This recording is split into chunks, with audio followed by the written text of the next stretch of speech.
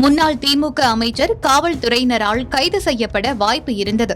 ஆனால் சாதுரியமாக செயல்பட்டுள்ள செந்தில் பாலாஜி அந்த கைது நடவடிக்கையிலிருந்து தப்பித்திருக்கிறார். நடந்தது என்ன என்று இந்த செய்தி தொகுப்பில் பார்க்கலாம்.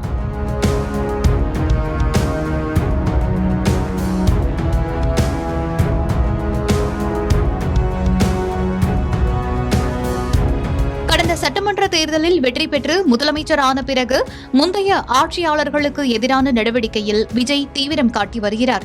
குறிப்பாக டாஸ்மாக் முறைகேடு வழக்குகளில் சிக்கியுள்ள செந்தில் பாலாஜிக்கு எதிரான நடவடிக்கை ஜெட் வேகத்தில் நடந்து கொண்டிருக்கின்றது.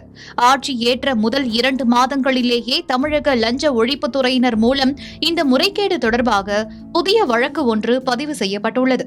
இந்த வழக்கின்படி ஒரு மது பாட்டிலுக்கு கூடுதலாக 10 ரூபாய் பெற்றதாகவும் உயர் ரக மது பாட்டில்களுக்கு 500 ரூபாய் வரை கூடுதலாக பெற்றதாகவும் சொல்லப்படுகின்றது.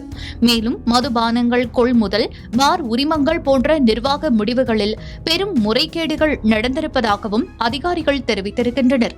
இந்த முறைகேடுகள் காரணமாக பல கோடி ரூபாய் அரசுக்கு வருவாய் இழப்பு ஏற்பட்டிருப்பதாகவும் சொல்லப்படுகின்றது.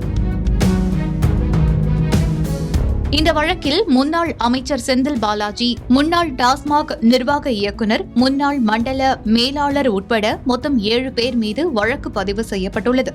இதனையடுத்து முன்னாள் அமைச்சர் செந்தில் பாலாஜி கைது செய்யப்படலாம் என்று இருந்த நிலையில் சென்னை உயர்நீதிமன்றத்தில் முன் ஜாமீன் கோரி மனு தாக்கல் செய்திருந்தார்.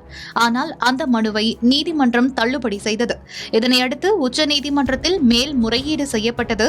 இந்த மனுவை அவசர வழக்காக விசாரித்த தலைமை நீதிபதி சூரியகாந்த் அமர்வு விசாரணைக்கு முழு ஒத்துழைப்பு வழங்க வேண்டும், பாஸ்போர்ட்டை ஒப்படைக்க வேண்டும், வழக்கில் தொடர்புடைய சாட்சிகளை கலைக்கக்கூடாது என்று நிபந்தனைகளுடன் முன்ஜாமீன் வழங்கியுள்ளது.